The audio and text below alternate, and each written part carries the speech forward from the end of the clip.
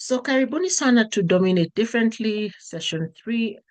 The first week we talked about crafting a USP. The second we talked about uh, refining your value proposition. Today we're doing elevator pitch. And I think it's really exciting when we do these things. One of the things it's helping me do even as a trainer, it's helping me also refine mine. So welcome to the African MSME space, where we help African MSME founders build structured, scalable businesses through practical learning, strategic support, and a strong entrepreneurial community. So if you're with us for the first time, karibu sana, karibu sana. We love that you are here. We enjoy giving value to the community. And our greatest joy would be to see you grow and become so much more than you ever thought possible. In this space, that's who we are, that's what we do. I am co-founder at African MSME Collective. We commonly call it AMC, alongside the only one and only original Joe Mukoko, who you shall meet in a bit. So let's recap what we've done so far. We have understood that before we communicate, we must know what we stand for. And we must know that our USP makes us different. Our value proposition explains why that difference matters. So with our USP, we are saying this is what is different about us. And then with our value proposition, we are like, this is why that difference matters. As you will see around you will see that there are people who, when they talk about their business, you're absolutely certain what they do. There are others, you're like, let me have a conversation around that. And if you're one of those ones who is not absolutely clear, that's okay. Because if you go back and you catch the episodes, if you've missed any episode, they are on our YouTube channel, African MSME Collective, and you will find them there. So the other thing you must understand is your brand is not just what you do, it is the experience, transformation, and perception of what you create, right? So when we talk about why people choose us, they choose us around the experience they have had with us. They choose us around how comfortable it was, how healing their interaction with us was, whether or not what we put forth actually met their need the way they expected it to be met. That's what it's all about. So after doing all those things and understanding that our brand is the experience, transformation, and perception we create, now we must focus on communicating right with clarity. What does that mean? It means everything we say, everything we do has a way of connecting us to community. It enables them to either understand us or not. So that's what we're looking at today. All right. So the topic today is your 30-second elevator pitch, and that will be our way to ensure that we are clearer and we are not just loud. So let's jump in. What happens when potential clients don't understand your value? Let me see some responses in the chat. You can unmute yourself. What happens when potential clients do not understand your value? Anyone? What happens? Your Hi. clients? Yes, go ahead. Perhaps they'll just walk away. They'll feel confused and they'll just be like, okay, this is probably a waste of time. So they'll probably walk away, or they'll shy away from actually even asking more about your product or what you do. Absolutely. You have it spot on. They will shy away. They will be confused. They will walk away. Any other thoughts?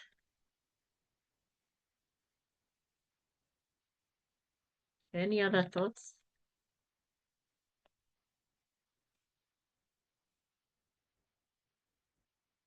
I think What uh-huh. Can I talk?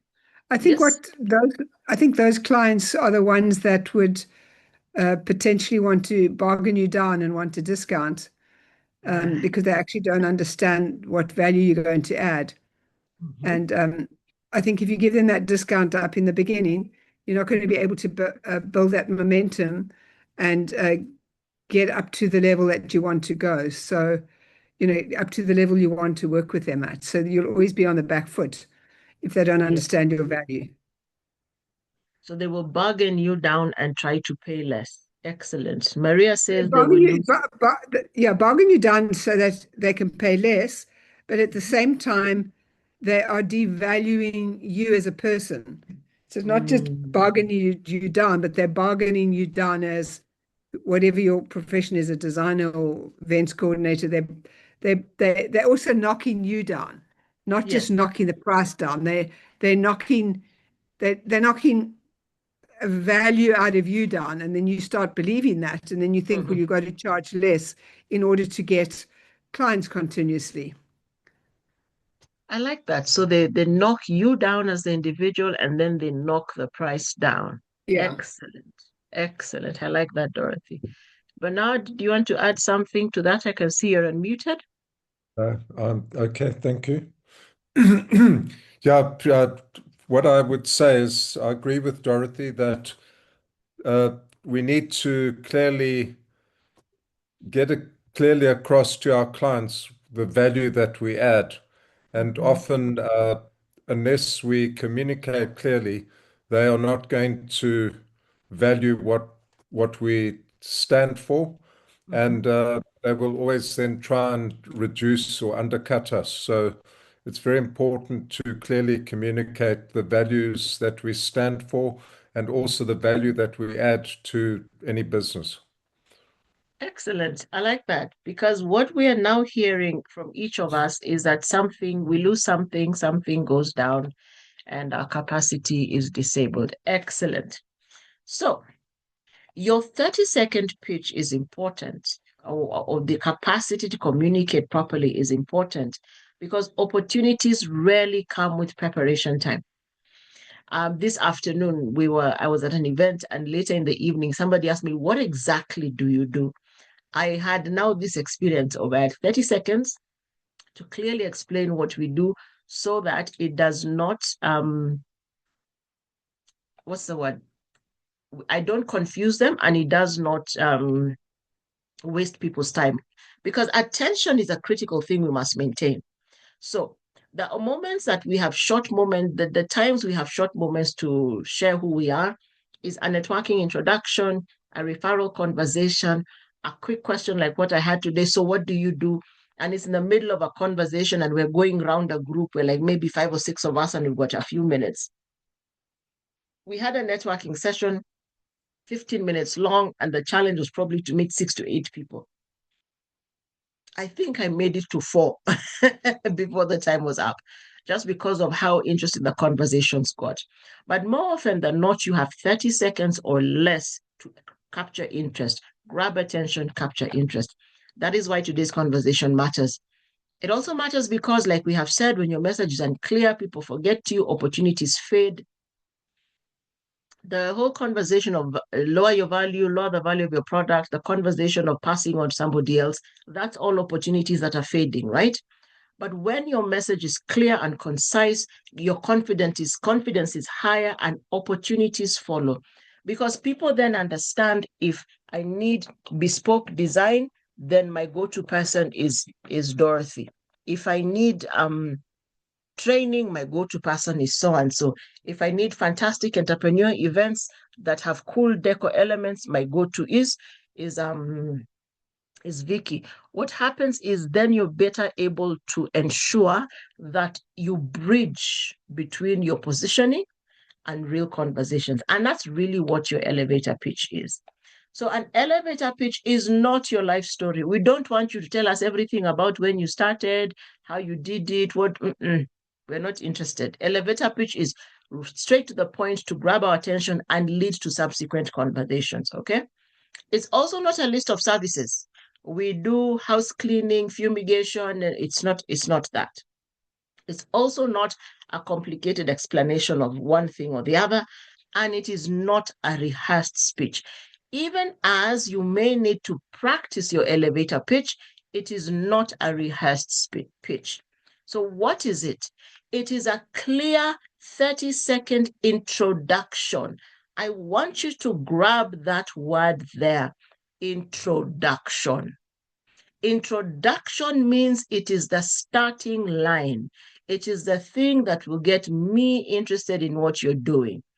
It is a simple explanation of your value. You introduce yourself and you introduce your value. It is a conversation opener, all right? And again, it is the bridge between your positioning and real conversations. This is the thing that ensures that when you start speaking, guys are like, that's interesting. Tell me more. It's also the thing that if you have a very brief conversation with me, I will remember you for, or you will remember me for. That's what an elevator pitch is. So many of us, we start with this long-winded conversation and people begin zoning out. We need to clearly state who we are in 30 seconds.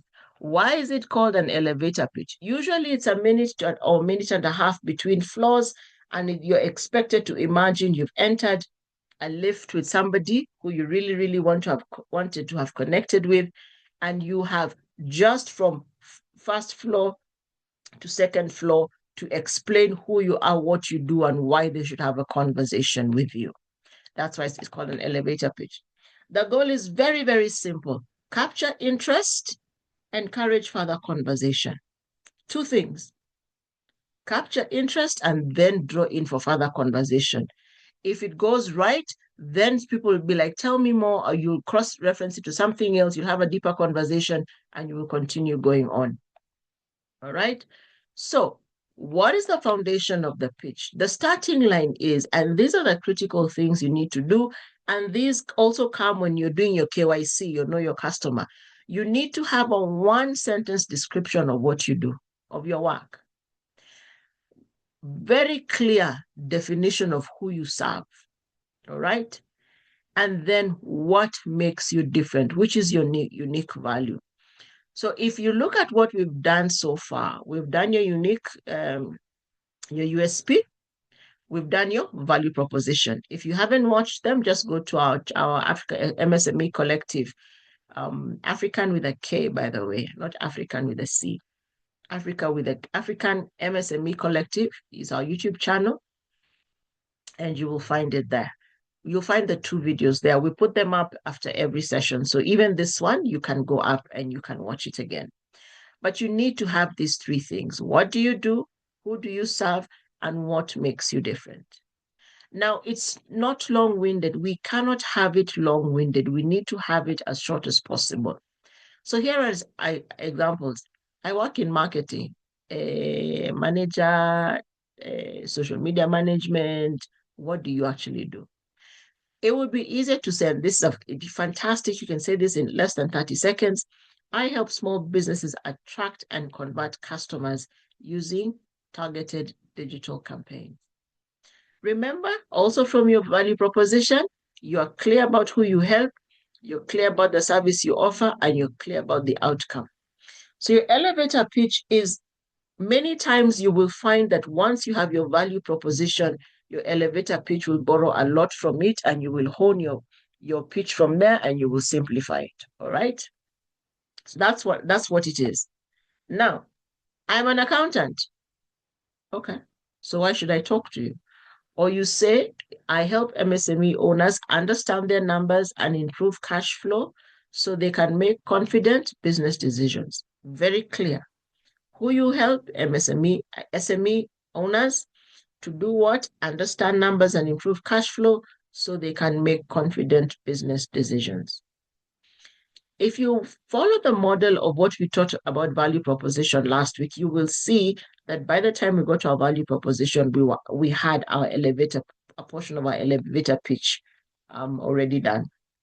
I design office interiors, as opposed to I help businesses transform their offices into functional spaces that improve productivity and client experience. Because really what you're doing when you're designing an office space is you're making sure we feel comfortable in the office, and when people come in, they enjoy our office, 2 dimensions, 2 directions. All right? So how do we structure it? There are 4 key parts that shape conversation, okay? Number 1 is the hook, and the hook is really meant to grab people's attention. All right. So the part we have done, we've been looking at in the examples is part B. Okay. So start with something relatable. Most small businesses struggle with cash flow even when sales look good. All right. So I help businesses transform. No, I help MSME owners understand their numbers and improve cash flow so they can make confident business decisions. All right. So you can see how we can tie it in like that. You add the hook, which is exactly what would be pulling people in. Or many business post on social media, but struggle to turn followers into customers. So then you go to, I help business, this one, small businesses attract and convert customers through targeted digital campaigns. So you would pick this, which is the part B of your pitch, and add it to something relatable. I hope that makes sense. Number 2, be clear about what you do. All right. Describe your work simply. So this is another example of I help SMEs organize their finances and build simple financial systems. This you could start with the place of many small businesses struggle with cash flow even when sales look good. I help small and medium enterprises organize their finances and build simple financial systems. So hook, which is something relatable. Number 2, what do you do? Number 3, what makes you unique? Unlike traditional accountants, I focus on helping the founders understand their numbers so they can make better decisions. Remember I said you can, we had a simple one earlier, so you can pick from a value proposition, add your relatable fact and continue. But what makes you unique is what will be the reason why we come to you, all right? And finally, invite them to a conversation. So sometimes you're like, would you be interested in taking that further if you already know this person is in your field? Or if you're doing a general pitch, you can say something like, if you know a business owner who wants more clarity and control over their finances, I'd love to connect. This could also be if you're introducing yourself at an event, you say, if you are a business owner who wants more clarity and control over their finances, I'd love to connect. We need to end with a call to action. Many of us stop at this point of, this is what I do. So what do you want us to do with that information? Do you want us to pack it somewhere? Do you want us to get other people to engage with it? What is it that you're trying to do? When you understand what you're trying to do full circle, then your elevator pitch becomes valuable. Let me plug in a gadget over here. All right. So you start with the hook, then what do you do, and then what is your edge, and finally a call to action. Those 4 things allow you to structure your elevator pitch into a simple, repeatable, and over time you practice it until it comes naturally. So it becomes a simple, repeatable formula or format. Why is that useful? Because when you finally do meet people, you will be able to say clearly what you do. And because you're clear about your elevator pitch, you will adjust it for audiences. That's the important thing to remember. Because if I'm talking to entrepreneurs, I will talk about being an ESO, how I support them to grow. But when I'm in conversations with maybe funding partners or potential partners, we will adapt based on what they're doing. But our basics remain of who we are. So what will change is probably the hook and the call to action. But usually hapo katikati, the what you do and your edge, those more often than not stay constant. Why do we adjust when we're talking to different audiences? Because people need tweaks of different things, all right? Like today we got asked, what business stage of businesses do you support? Do you do ideation? I said we can, but more often than not, what happens, the people who come to us have businesses, or they at least have the idea, they're moving to test it for MVP. And then the person I'm talking to said, hey, ideation needs a very special grace. So that is very clear. In her mind, she's already filtering and sifting which jobs can she send our way. All right. Now, you can also do an elevator pitch for you as a business and you as an individual. Sometimes we're looking like you could be the business owner, but there are jobs that you take as a consultant. So let's say my business is a chips shop, but I am also an MSME consultant. You see how our 2 elevator pitches would be different. Because the way I'll pitch the chips shop is not how I'll pitch myself. I may add in later in my conversations with people, oh yeah, but how do you gain the interest, the qualification for this? I'm like, but I run a business. Oh, what business do you run? I run a chips shop. Hey, you're in food. So that is also another complete conversation. So understand you will have two, if you're a business owner, you have two elevator pitches. One for the business, one for yourself, especially if your business and what you do are different. If they're not so far, like you see, I work at AMC, but as Chesubire, I do a specific set of tasks. I teach a specific platform. There are things that Joe does. So then my pitch and Joe's pitch will not be identical, but the pitch for the business will be near identical. All right. If we're together, please put our PP in the chat and for Pitch Perfect. If we are together, put a PP in the chat or the comment section for Pitch Perfect. Excellent, excellent. You know, there's a movie called Pitch Perfect about singing. Very interesting movie. All right. So let's continue. Some simple tips for delivering your elevator pitch, okay? Keep it simple, sweet. What you have to ensure you do with your elevator pitch is avoid jargon at all costs. Use clear language, use words that people know. Because what you're doing, remember the end of the pitch is drawing people to a conversation.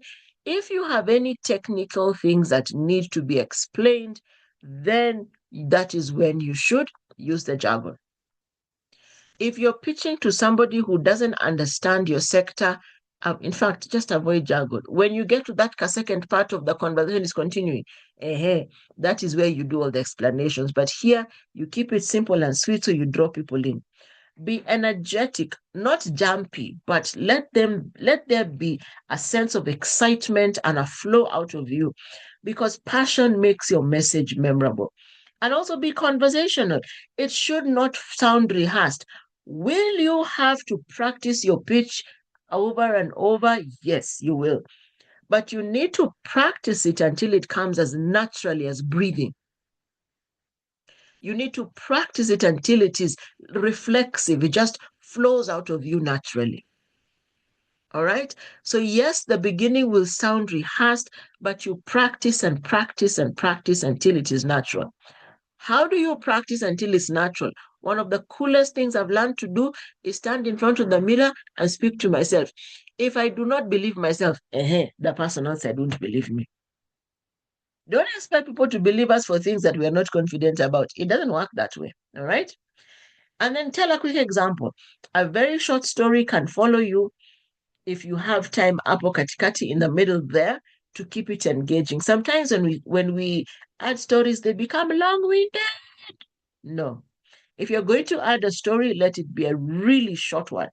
There was this lady who could barely keep her finances order because of boom, boom, boom, and our system helped her do ABC. Done. We're not doing and then. No. Our children are around to talk like that, not us, all right? And then adapt to the audience. Adjust it based on who you're speaking. And I think I've modeled that when we are speaking to funding partners, the elevator pitch, certain portions remain the same, certain portions switch. When we're out at cocktails, we're talking about different things. The pitch, again, could shift. When I'm talking to an entrepreneur coming into our space, it's slightly different. Why? Because every audience has a different set of needs that you need to be able to speak to.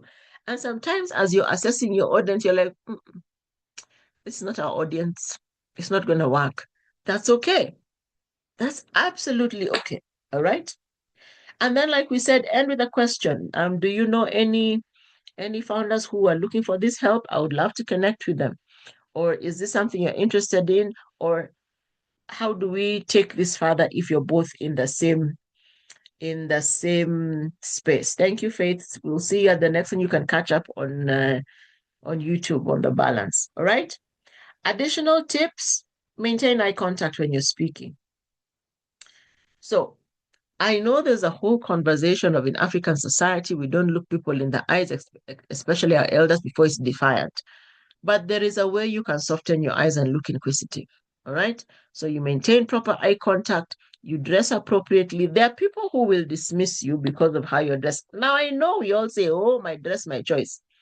However, we have to be honest with ourselves that there are people who will judge us based on how we're dressed. And I'll give a story. Many years ago, when I was in the event industry, I'd go to banks to pitch for events. And they would like the pitch, but I always wondered why we didn't get the job. Until a few years later, when I finally realized, and I was sitting with my banking friend and I was explaining the story, and she's like, how did you come to the bank? I said, so you know how I dress? Like, that's the problem. So I'm like, why is that a problem? And in that ecosystem, doctors, lawyers, bankers, especially lawyers and bankers, there is a dress code that speaks to credibility. It was, I don't know if it still is, I think it might still be in some of the international banks, monocolor, so it's not patterned. And I love pattern. As you can see, I'm wearing pattern today. It's one color, and at that point in time, you need to be in the more austere colors: black, gray, navy blue. If you wore red, it's a touch. If you had white, it was like maybe just a top and earrings. There was a very specific dress code that to them signified reliability. So even as in my sector, we wore fidirida, that's free dresses, long flowing skirts with pattern. And we wore browns and yellows and oranges. For them, that was, okay, you have a good product, but do you have the capacity to deliver? And dress appropriately is also about decency, all right? And then manage your gestures and fidgeting. Many of us, we are all over the place. We're playing with our hands. Your fidgeting shows whether you're confident about what you're doing or whether you're uncertain. And that can also work against your elevator pitch. And smile. You don't have to do the full 90 or 120 watt smile, but have a pleasant face. You know, be open and willing and kind in your facial expression, because people will judge you by your facial expressions. Some of us just have that really over serious look, and sometimes it's nothing that we can do anything about because God made us that way. But how is it that we come into conversations with a smile? Because a smile welcomes people in and it opens doors. I have found over the years that when I meet people repeatedly, all I do is smile until the day we actually have a conversation. And there's a warmth that we have already created up on Dani, right there in the conversation. And in that warmth that we have created, a connection has happened. So these are just simple things we can do. Remember, your elevator pitch starts from a hook, which has to be relatable, goes to what you do, and then it goes to what? The hook, what you do, it shows your edge, and then it has a call to action. It has something we want people to do. Do we have questions until there? Do we have questions before we talk about the common mistakes or a reflection? This morning I was teaching a class and one of my students said, and I asked, do you have a reflection? She's like, something has come to remembrance. I was like, so you knew this thing before? Mm-hmm. Today just highlighted something in it? Yes. So that's really what we are doing. All right. So we've got no reflections, so we continue. So we're looking at 5 common mistakes when we're making elevator pitches. Number 1 is over-explaining, explaining a lot. Many of us include everything we do. Look at this one. I run a consultancy that offers strategy, training, coaching, market research, branding support, leadership development, and you are still going. At the point of elevator pitch, when your company does all these things, what is the end result? Who are you working with? So let's try this. Can somebody reorganize this? And so let's say it's a consulting firm that supports, let's say, who do we want it to support? And let's turn this into an exercise together. Name an industry that needs all these things, and let's rewrite this elevator pitch. Unmute your mic and contribute, please. Anyone?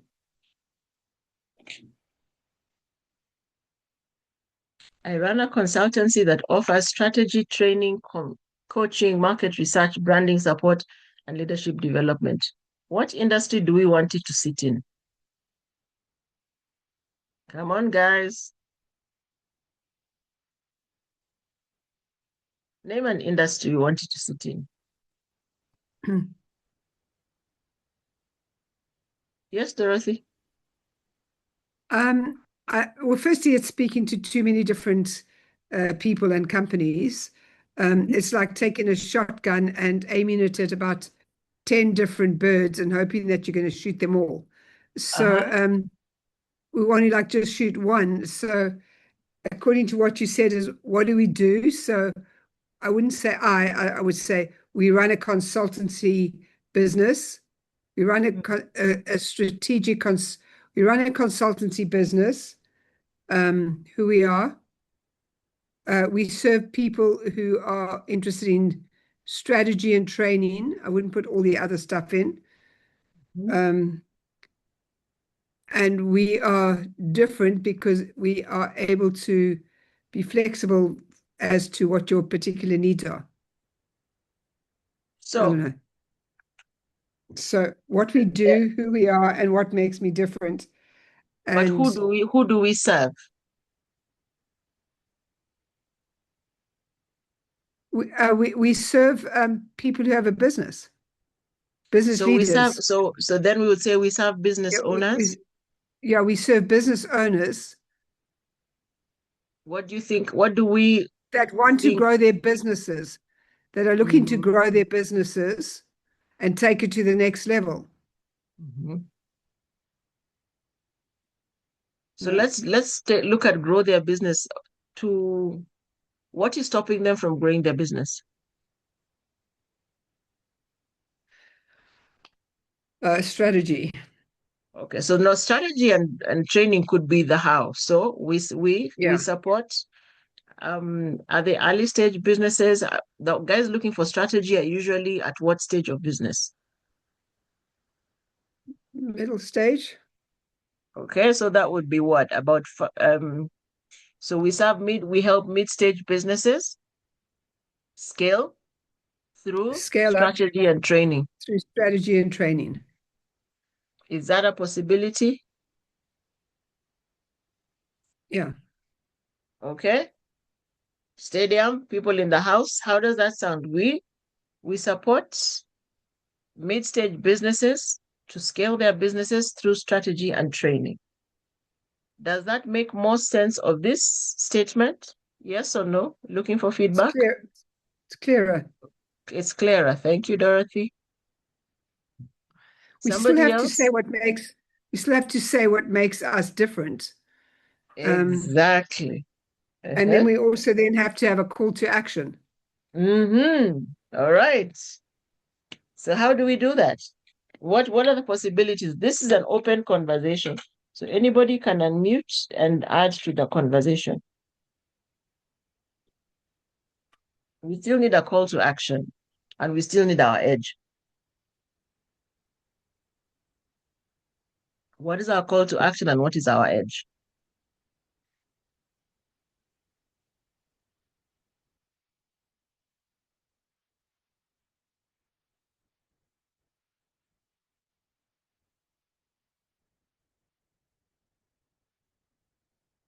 Call to action and edge. What is our call to action and edge?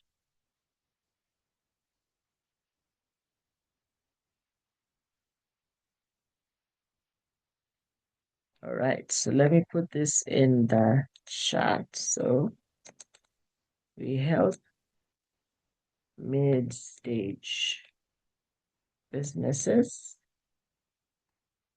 to scale their operations through strategy and training. So this one needs edge and call to action. Okay.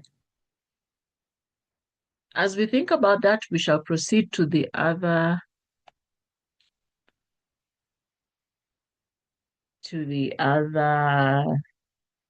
mistakes we make, and then we'll circle back. All right.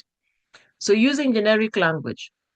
Statements like we provide quality services, we help businesses grow, we provide innovative solutions, even as they sound impressive or in your mind, they create a very specific picture, they mean little if they do not have a qualifier. And in fact, this goes along with some of the words we use as core values, integrity, intentionality. What do those mean?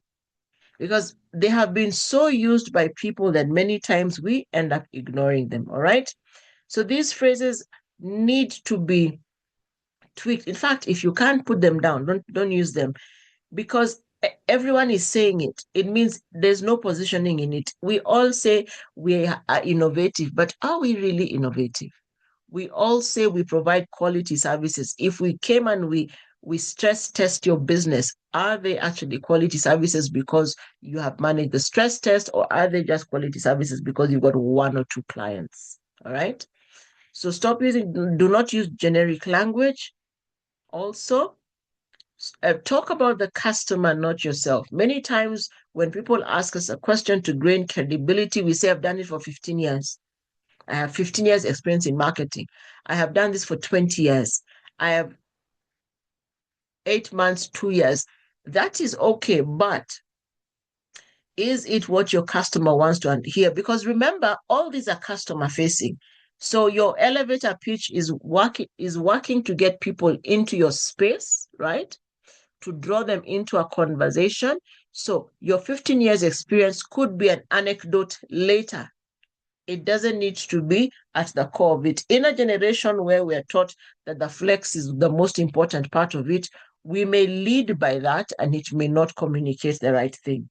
So a stronger approach would be, I help small businesses attract and convert customers through targeted marketing strategies.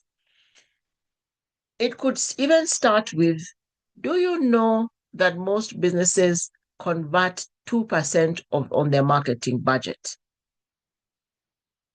That could be your hook, relatable. Because they're like, yeah, we put out so much money and we got very few conversions.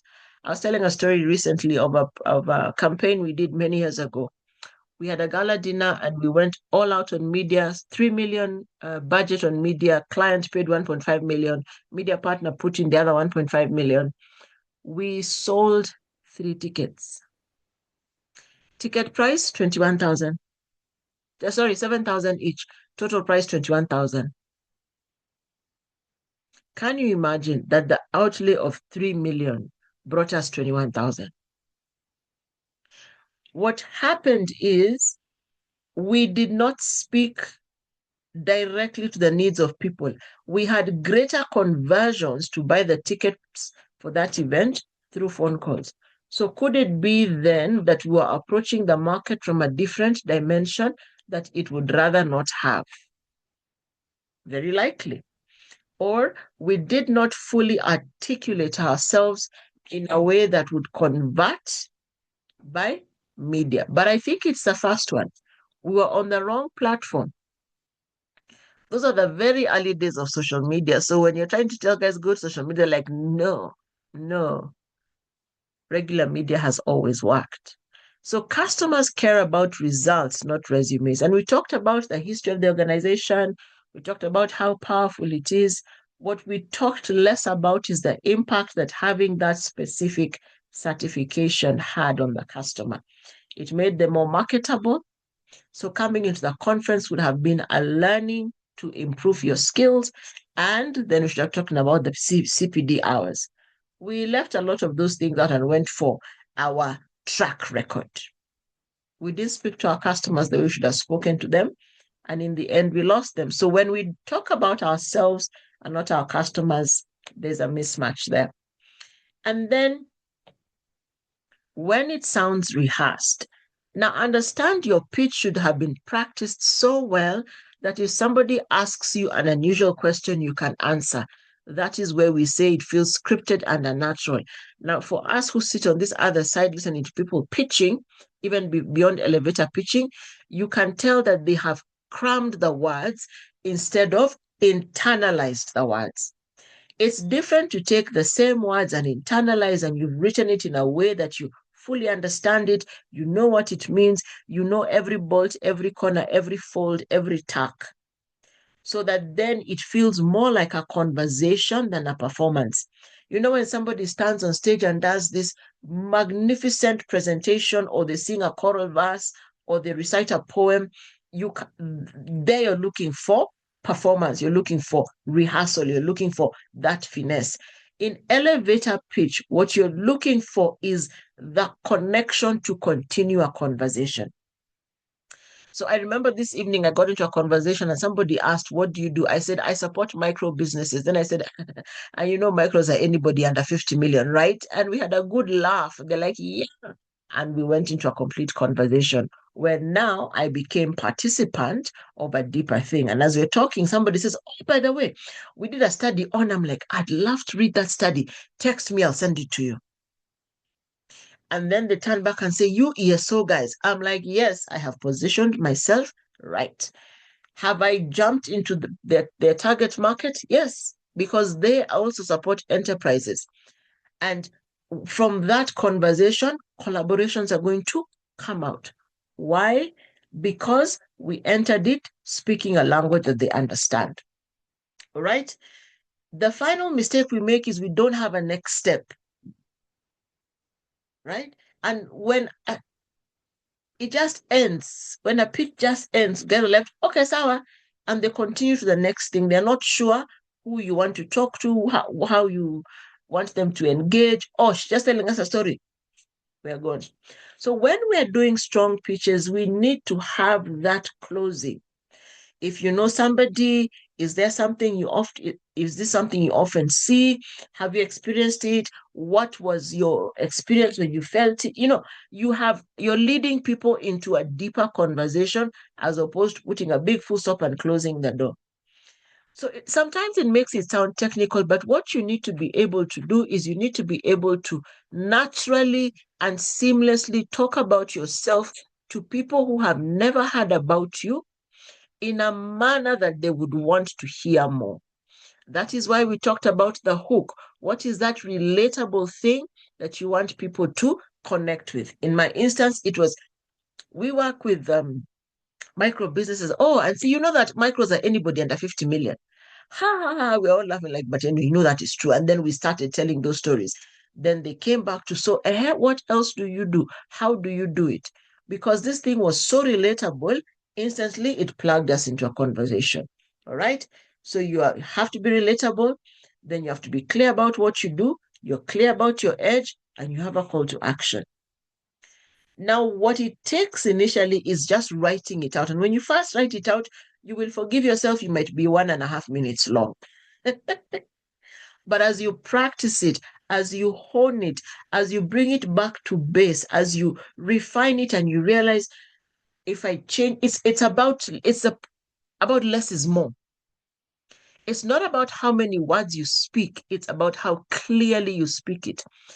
One of the really cool ways of reviewing how good your elevator pitch is, record yourself and then listen. You might surprise yourself. I remember the first time I listened to myself, I was like, my voice even sounds like that. Sounds so bad. But then I began listening more to what I'm saying as opposed to how I'm saying it, which over time has reduced the number of words I speak because of practicing to be crystal clear for everybody. All right? So here's a reflection. Which of these mistakes do you recognize in your own pitch, in your own elevator pitch? Just put the respective number in the chat. Which of these mistakes do you recognize in your own pitching? And let me see some responses. Number one is over-explaining, using generic language, talking a lot about myself, not client-focused, sounding rehearsed, no invitation to a conversation. Okay, I can see over-explaining. Somebody else, we are quite a few in the room, so I'm looking for at least maybe 10 responses. Which of these is you? If you don't want to type the whole thing, put the number. No invitation to a conversation. Excellent. 8 more people, please. let's participate. Let's help one another. I know I used to sound rehearsed and no invitation. I used to do number 4 and 5 a lot. I'm still practicing and learning. It's very interesting because I write out, then I send it to you 1 and 3 over explaining and talking a lot about yourself without client focus. Excellent. A few more responses. I'd like to see where more of us are. Option number 6, I don't know because I don't do a pitch. I've not done a pitch recently. Option number 6, I don't know. All right, let's have a few more responses. We are quite a few in the room. I kind of have a problem with all, funny enough, but I struggle a lot with sounding rehearsed. Excellent. And the truth is, we all have a measure of all, but there's always one that is top of the line. So I see your top of the line is sounding rehearsed. Okay. 2 more responses, then we move. We're about to be done. So don't worry, we're heading for the runway. All right. 1 and sometimes 5. Over-explaining. Excellent. 1 and sometimes 5. Sounding rehearsed. All right. 2 more people if we can. 2 more people. Has this given you clarity of where you kind of are and what you could do? I surely hope so. Okay. So let's wrap this with a nice bow as we close. This week, write your elevator pitch. Just write it. Don't overthink it. You have your current pitch. We have given you tools to write your future pitch, all right? So this week, write your elevator pitch. And then say it out loud. So half the time we're scared to say it with people. That's okay. Stand in front of the mirror and say your elevator pitch to yourself. And listen for pauses, listen for uncertainty, listen for struggles, because you will hear them yourself. And then ask yourself, have I convinced me? If you've not convinced yourself, go back to the drawing board, all right? And when you've done that, you've practiced it, you've rehearsed it, every practice run, go back and refine it. Practice, refine, practice, refine, practice, refine. Then test it in real conversation. I know I will get to test my elevator pitch in 2 days because there's somebody I met today who's like, let's have a call and figure out how we can collaborate. And refine again based on the reactions and responses of the audience. What are you doing? You're working to increase your clarity because clarity improves with repetition. When you say something again and again and again, and we're all there like, yeah, doesn't make sense. It could be the reason why you don't have enough work is people just don't know you. I'm thinking about Softa. Softa was a beverage company here in Kenya, and it was very it was very price sensitive, so it was understood by the lower echelons of the market. But the top side of the market, they're like, why are you paying for cheap things? And why was it cheap? Their soda was 10 shillings when everyone else was at 15 shillings, right? What did that do? It made certain people buy it and certain people ignore it. But the elevator pitch was Bogoff.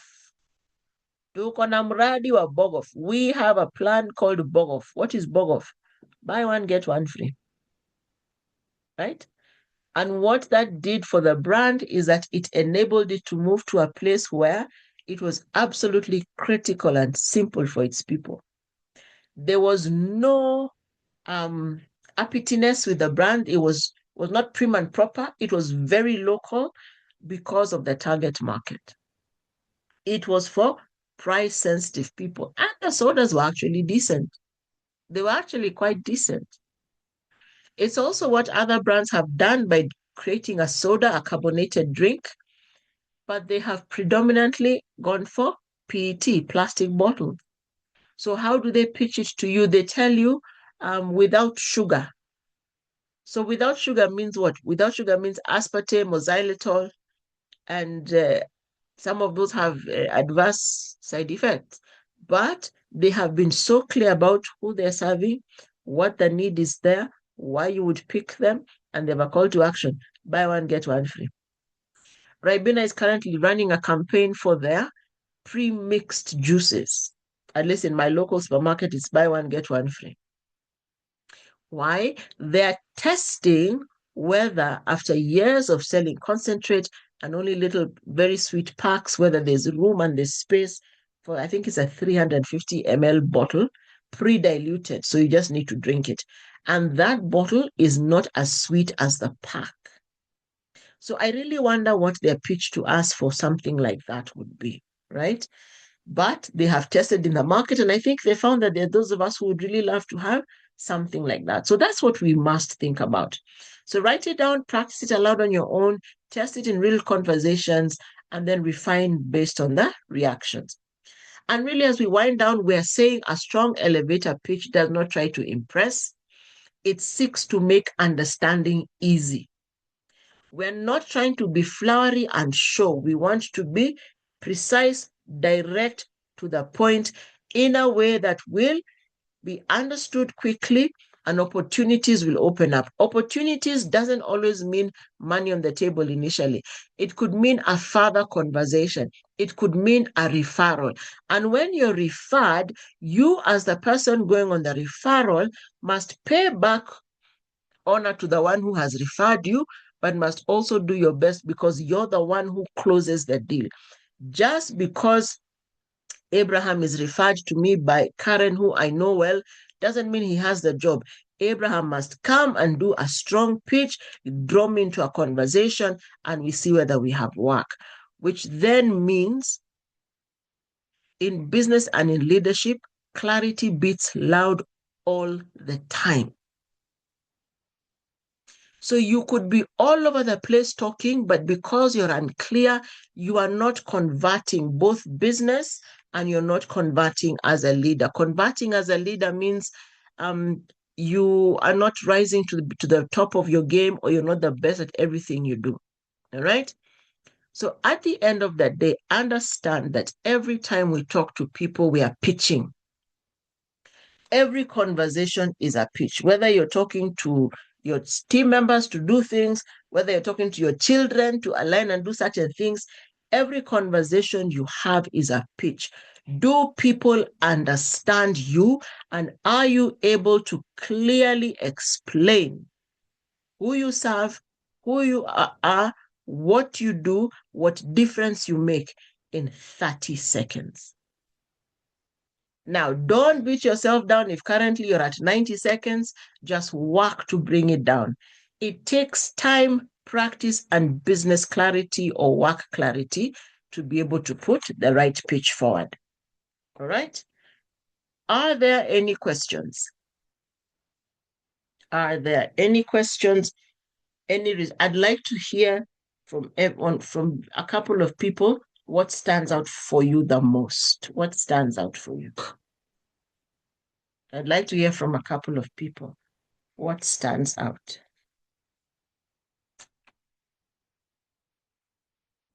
What stands out for you the most? Or what is one thing you can go and do? You can put it in the chat, in the comment section. You can unmute and speak. What stands out for you the most?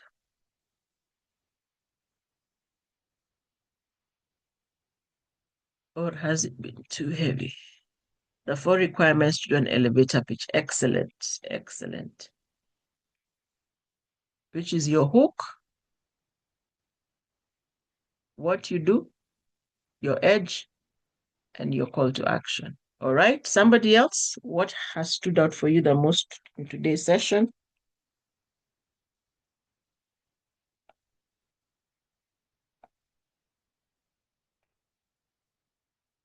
Anyone else?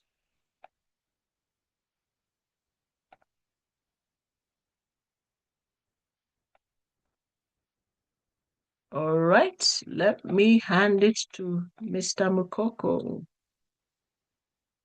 Oops, let's go back here. Can you see me? Yes, we Can can. you hear me? Thank you very much, Coach Subire. Let's give her her flowers. I tell you, you had a punch, and I'm just trying to see all the notes I have taken today. You had a punch. You threw punches, and the punches landed in a positive way. So, Actually, I'm seeing comments. Thank you. Okay. Keep it simple anytime, every time. Excellent. exactly. Tips making the pitch. What we do, who we are, what makes me different, call to action. Excellent. Be conversational, show energy, tell a Mm. quick example, adapt to your audience, and end with a question. Mhm. Clarity beats loud every time. Yes, it does. Clarity improves through repetition. Practice, refine, practice, refine. Test it. Thank you very much for those nuggets of wisdom that have made us better, enlightened, and empowered even as we face our clients. And thank you to the audience for being here. One of the things we love about this space is getting feedback. So kindly give us feedback. We have shared the feedback chart. Kindly give a link, kindly give us feedback in terms of what you would like to hear more, what you would like to learn more about, or what you'd like to interact more about, or maybe it could even be something a nugget of wisdom you'd like to share with us. Kindly put it on the chat space. We also invite you to join our community, the circle. For those who haven't joined, it's where we put the updates, put the offers, and remember, we catalyze each other, you and us. We catalyze each other as we grow and as we move along. Chesubre, maybe you could give us some feedback for those who've not been able to. I know you started class, WIDB, so how has it been? Oh, it's been amazing. It's been really, really, really good. So WIDB is the Women in Digital Business, but we call it Build Your Digital Business because what we're trying to do is help more and more people understand the digital side of business. And so digital isn't just digital marketing. It's not just marketing. It's really the whole way you run your business. So we teach about digitize, which is to move from analog to digital. So are you doing your notes in a notebook? Are you doing all your sales in a notebook? How do we find a way to digitize that so if the notebook disappears, you have your content? That's digitize. Digitalize is where, so that's about tools. Digitalize is where you transform your business and improve your revenue. So, what are the things that you can automate simply and profoundly that have a direct impact on your business? And then we have digital transformation, which is how do you completely shift your business to be seamless, effective, efficient, both for you and your customer, especially for your customer. So that would be like, I mean, one of the best examples was we're talking about a tailor and how she would be able to do digitalize, and digital transformation. And the conversation was so rich. So we do a lot of conversations around there. We talk about, right now we're looking at building online presence, and then soon after that, we'll go into e-commerce platforms, how we need to build them and those kind of things. So it's a lot of fun. It's a very exciting class. We have participants from Kenya and Uganda. So even now, you see differences in internet connectivity, internet stability. It gives you a richer appreciation of really how our different countries run, as well as even how our different cultures function. Then you realize like two of our participants are from Uganda, and one is a street green grocer. And she's like, they're disturbing us. I'm like, you mean all our street green grocers, even ours here, are disturbed like those ones there? So it's been a really amazing experience, even just watching learning happen and watching our team, what do I call them? Our students and participants grow. It's been really amazing. So thank you so much, Coach Esubire. And I know there are some of us who are in the call today who are in class. So looking forward to graduation in a couple of weeks. So thank It's you. not far. It's not Yeah, far. it's We're not almost far, at but week 5. that's what I'm saying. In a couple of weeks, in another couple of weeks, we shall be graduating them. So Isn't thank you that so much. amazing? Yeah, that's amazing. So thank you so much for being in this space today. There is a question I want you to answer. It's on the chat. Which one? Why is it so important to know and understand your business? Is it a question or was it a comment in terms of what they've taken away from Oh, that's a the course? takeaway. Gerard, is that a takeaway or a question? To me, it sounds like it's not a question. It's like they were saying they have understood that it's important to know and understand your business. I think that's what they meant. But just to clarify very fast, clarity. Oh, it's a takeaway. The Thank you, takeaway. Gerard. Okay. Yeah, Okay. Gerard was busy taking notes. Yeah. Thank you very much. Clarity, clarity, clarity. Today you've used clarity, so clarity is my call for the day. In fact, I think that's what I should put on my WhatsApp status. Clarity. So thank you very much, ladies and gentlemen. Thank you for being here. We appreciate you for having patronized our stage and patronized our offices, our hall this evening.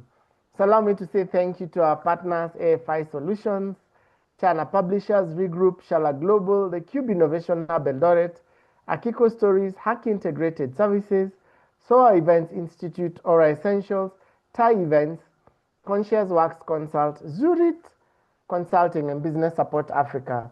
Looking forward also to our last Tuesday conversation when we will have some very interesting wrap up to the first quarter of the year as we share nuggets of wisdom, having our keynote speaker, and then having testimonials as we move on. Allow me to thank our muscles. I call them muscles. They keep us going. So Miss T-Bags, Mr. Kwe, Miss Julia, Miss Wamboi, Miss Felicity, thank you. And Miss Mimo, thank you for your service and for ensuring then that we keep running and we stay true and committed to the cause. So ladies and gentlemen, we've gone overboard by 12 minutes. Thank you so much for being here today. And as I wrap up, Coach Chesubire, mic drop is on you. Clarity beats loud every time. Clarity beats loud every time. So ladies and gentlemen, go ye forth into the world and make sure you're clear about what you do, how you converse to your customers, how you convert them, and how you present yourself. Good evening, good morning, good afternoon. See you next week on Tuesday. I am and I remain the original Joe Mukoko. Thank you. I introduced you as that, by the way. I know. Thank you. Thank you, everybody. Have a fantastic evening. See you next time.